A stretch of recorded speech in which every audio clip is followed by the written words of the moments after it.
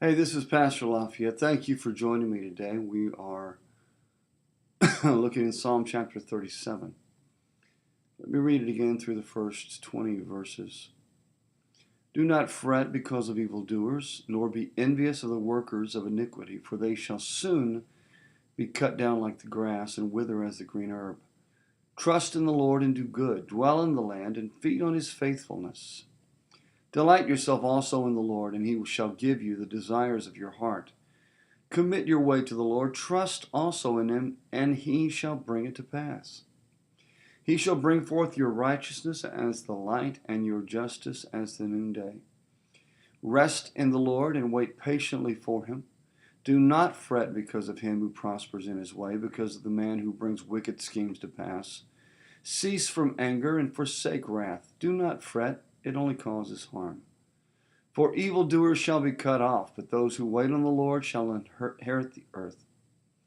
For yet a little while, and the wicked shall be no more. Indeed, you will look carefully for his place, but it shall not be found. I'm reading more words into it than there are. But the meek, verse 11, but the meek shall inherit the earth and shall delight themselves in the abundance of peace. The wicked plots against the just and gnashes at him with his teeth. The Lord laughs at him, for he sees that his day is coming. The wicked have drawn their sword, they've bent their bow to cast down the poor and needy, to slay those who are of upright conduct. Their sword shall enter their own heart, and their bows shall be broken. A little that a righteous man has is better than the riches of many wicked. For the arms of the wicked shall be broken, but the Lord upholds the righteous. The Lord knows the days of the upright, and their inheritance shall be forever.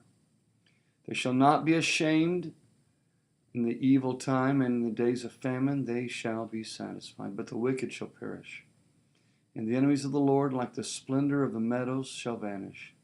Into smoke they shall vanish away. Yesterday we got through verse 4. Verse 5, and there's plenty more to dig into, I'm sure. But verse 5. Commit your way to the Lord, trust in him, and he'll bring it to pass. Now, you need to understand that if you'll do this very simple thing, commit your ways to the Lord. Trust him, he'll bring it to pass. You have to learn, we have to learn, all of us, that when we give something to God, if we'll commit our way to him and trust him, and if we could just let go of it and leave it alone and let him deal with it, he's going to work it out for us. Verse 6 is powerful.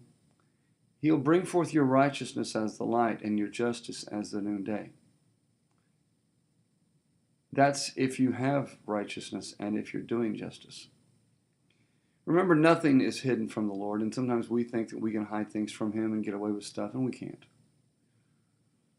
But if we will submit to the Lord, if we'll commit our ways to him, if we'll trust him, if we'll focus on doing what's right and just, he'll bring that to light. So in the same way, if you're doing things that are wrong, evil, or wicked, he will bring that to light too. You will be found out.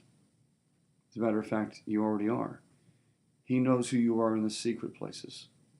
He knows who you are in the secret places, in the secret parts of your heart. Verse 7, rest in the Lord and wait patiently for him. Don't fret because of him who prospers in his way, because of the man who brings wicked schemes to pass. Don't get all freaked out. Rest in the Lord, breathe. He's going to come through for you. Verse 8, cease from anger, forsake wrath. Don't fret, it's only going to cause harm.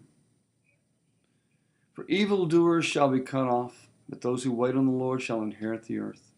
The wicked will be no more. Though you look for it carefully, though you search for it and try and find that place, it's going to be no more, because the meek inherit the earth. Verse 11. And they will delight themselves in the abundance of peace. The wicked plots against the just. But what does the Lord do in verse 13? The Lord laughs at him, for he sees that his day is coming. The wicked have drawn their sword, they've bent their bow to cast down the poor and needy. Listen to this. To slay those who are of upright conduct. There are people who are going to hate you probably every day of your life. You can't make everyone love you. Why would you be any different than Jesus? Jesus was perfect. People hated him. So you can say, man, if I was better, if I was a better person, if I was more perfect, people might like me. Well, honestly, if you're doing everything you can to serve the Lord, then you should be a blessing. But that doesn't mean people are going to like you. People will hate you, and they will plot against you. But it's better that you're righteous, that you're serving God, than you have a million friends. It'd be better for you. There's really so much in this chapter. I know this is Thursday. I hope I can actually get done with just these first few verses. But the Lord, verse 18, knows the days of the upright. First of verse 19, you'll not be ashamed in the evil time, but you'll be satisfied even in famine. God will take care of you. Just commit your ways to him. Trust him, and he'll do the rest. Thank you for joining me today.